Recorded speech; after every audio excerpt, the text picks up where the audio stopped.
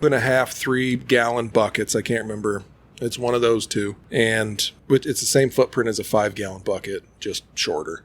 Okay. And I've got 8 of them in a series. So 8 buckets next to each other, and you fill them with a grow media, whether it's perlite, vermiculite, that white clay pebbles. I have clay pebbles. I have a bag of them right next to your perlite's just cheaper. tower. So I use perlite. It's cheaper. And you put your plant in that. In the bottom of that bucket, there's a drain. The drain goes to a common header. So out of every 8 bucket that I have, it all goes to the common header and then drains back to the reservoir. There's a pump in the reservoir with 1/4-inch tubing that goes up to each bucket. Pump turns on. Each bucket gets watered, gets drained, back to the common header, to the reservoir, and the cycle repeats. So this is something that you fabricated yourself. Yeah, it's way more DIY than the monstrosity of the 316 stainless steel hydroponic tower. No, just some buckets and a hole saw, and I'm doing a much more permanent setup this year, but last year mine was set on some cinder blocks and some 2x6s. It doesn't have to be anything fancy. Quick and dirty, grows just as good as clean and precise. Nice. And absolutely amazing fruit. Yeah. To the brick oven style pizza, but it's propane. And using those tomatoes to make the sauce, like we talked about earlier. What's the name of the seed? The tomatoes that I like to use, it's called a Sunrise Bumblebee, and it's a small little cherry tomato. Right. I remember you gave me some of those, and I grew them as well. It's like candy. I took... Do you remember those tomato plants, TP, that I had? The cherries that had the orange and yellowish ones. Yeah, had the yellow on that top. Was good. Yeah, those were good. I took a bowl to work, big bowl to work, and put them in my office, and guys would come in and just pop them like candy. I mean, it literally is sweet and tastes like candy. And yeah, those are the best. Yeah, and grown men in the Midwest love a fresh cherry tomato. Yep. So make pizza sauce out of that, pasta sauce out of it, freeze it, and just use it throughout the year. Once you run out, it's a bad day though, because you got to wait till the next growing season. So yeah. Last year was kind of a trial. It was my first year doing hydroponics. So get some of Hoocho on YouTube. Hoocho? He's Hoocho. Yeah. Hoocho. He's from Australia. From Australia. Yeah, he's a huge hydroponic gardener and has a ton of videos that are just breaks it down so it's so easy to follow. Nice.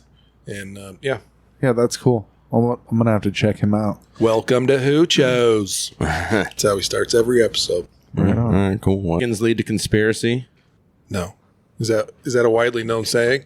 No, but I haven't heard it. It's said in some circles, but sure. Chickens lead to conspiracy. I think gardening vegetables lead to conspiracy as well, in a certain way, because people that have chickens, they get farm fresh eggs. You can taste the difference in those eggs too. Absolutely. By far. They last longer on your all this stuff. There's no comparing. They're not bleached white, right? People are like, why? Then why is the stuff I buy at the store different? So they start looking into it. Why are these 2 eggs like a complete meal? Yeah. And I feel way fuller on these farm fresh eggs. And even if you like eggs in other countries, even European countries, you crack them open and they're a deeper orange. Oh yeah. They're not just cookie cutter. Every single egg is exactly the same, which I mean, for the food industry, I'm sure that's what they want because, consistency is key, but it's fake. It's not authentic.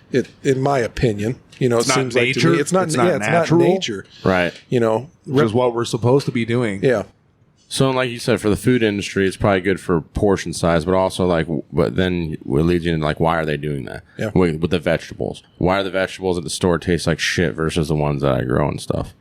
And then when you start going down that route, you learn okay, well, there's government regulations on this stuff. There's certain companies that are growing these certain things, making these genetically modified organisms, right? These foods and shit and everything. You have companies like Monsanto suing farmers for their bees cross-pollinating fucking Monsanto was a company at one point in time. Yeah, I'm sorry.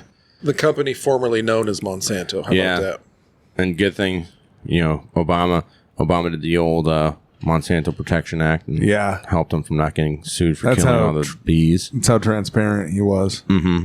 And so, like I said, dude, vegetable stuff, when you start looking at that and looking at just how shitty our food is that they... Yeah, and they're on a semi-truck for a week Or two before they get to the grocery store. Right. Another how many days before they get brought out to the back and restocked. So, yeah, it's like we said earlier, it is a different organism. Yeah. And there is really anywhere in the country, and with hydroponics, anywhere in the country, urban versus rural, that you can grow as well.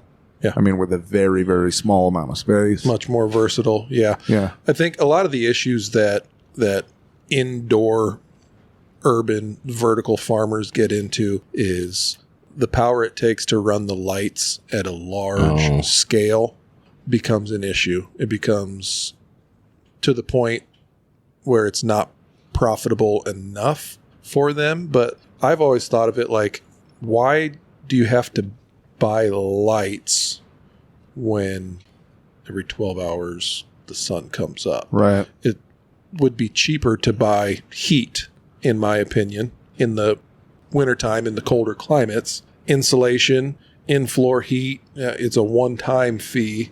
And then, shoot, Yeah, we're getting LP's cheap. indirect sunlight. Yeah, But it's still you're still getting what the plant needs. yeah. So all you're having to do is probably going to have lesser of a yield or something. yeah, like that. absolutely. It's going to slow down, but as long as you keep it from freezing, it's still going to be producing. So That wind is howling outside, folks, in case you can't hear it. springtime in Iowa. Yeah, it's just February. It's springtime, February in Iowa, so this is everything's all jacked up. second spring. Or no, first spring, then we have second spring. 70 degrees and absolutely gorgeous all day.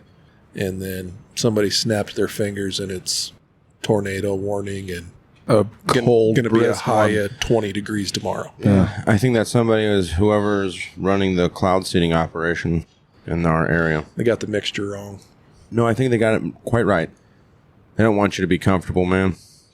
Yeah, isn't it interesting how a lot of... Have you guys ran into... I mean, actually, Bart, I guess I don't know how you even feel about or know about cloud seeding and whatnot, but... I know what little I do know is... We're no experts, but... I think China has done it. They did it for...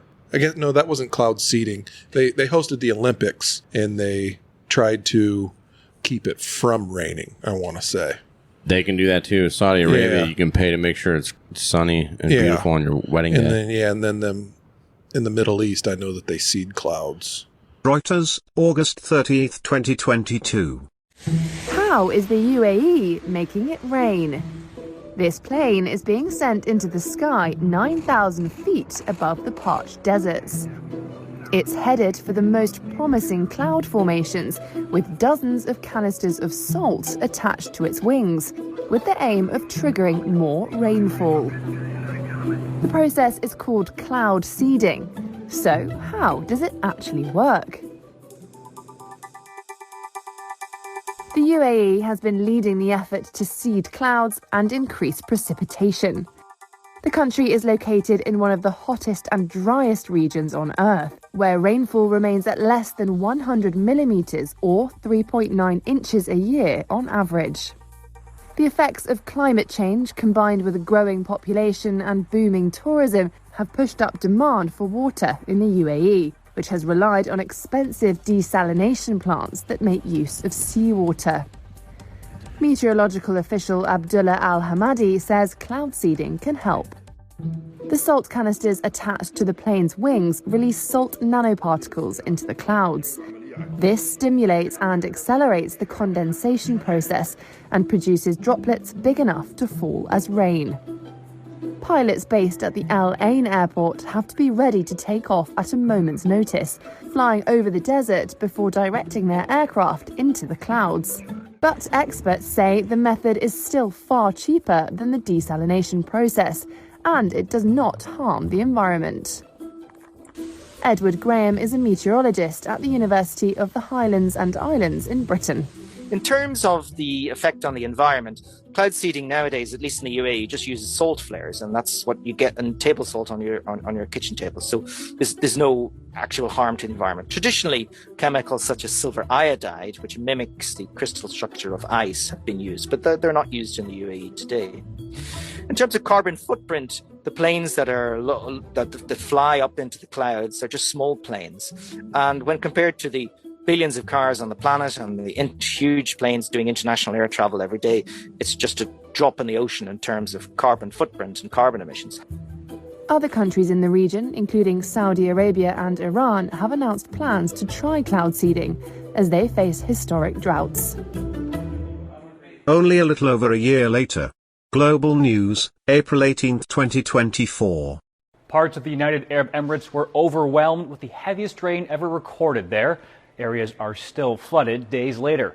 Some reports blamed a method of making rain called cloud seeding. The rains began late Monday. 24 hours later, more than 142 millimeters had fallen. That's 50% more than the annual average. It was absolutely horrendous. It's the worst I've ever seen it in Dubai. And we've seen some bad storms in the past, but this was like nothing else. The United Arab Emirates has, in recent years, explored using cloud seeding to make rain. It's called cloud seeding because planes, drones, or rockets seed clouds with substances like silver iodide. The iodide attracts water molecules, which build up. When they get heavy enough, they fall, as rain or snow, depending on the temperature.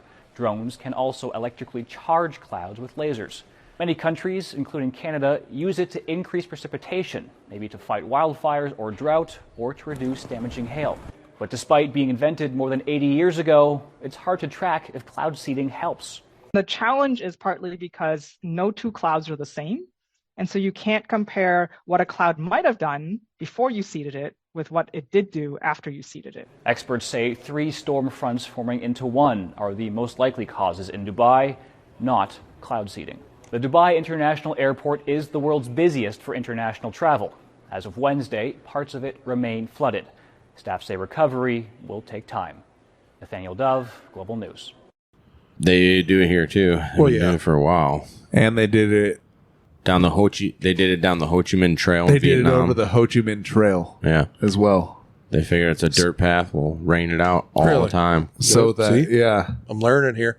CBS News, September 25th, 2013. You know, they were talking about climate change yesterday, and now we're learning that scientists and researchers are looking at how to change the weather on purpose. That's right. Lasers now could one day manipulate rain and lightning. CBS This Morning contributor Michio Kaku is a physics professor at City College of New York. Professor, nice to see you. Extraordinary seeing Al Gore and Bill Clinton there together with Charlie, wasn't it? That's right, yeah. Yeah, they did not get into this discussion, though. But it is fascinating. I mean, lasers, really, to change the weather? That's right. Well, as Mark Twain once famously said, everyone complains about the weather, but no one ever does anything about it. Well, instead of doing a rain dance, we physicists are firing trillion-watt lasers into the sky to actually precipitate rain clouds and actually bring down lightning bolts. This is potentially a game changer. But this is experimental. It's experimental. However, in the laboratory so far it works. When you have water vapor and you have dust particles or ice crystals, you can precipitate rain. It condenses around the seeds. These seeds can also be created by laser beams. By firing trillion-watt lasers, you rip apart the electrons, creating what are called ions, and these ions act like seeds, like dust particles, bringing down rain and even lightning. Go ahead.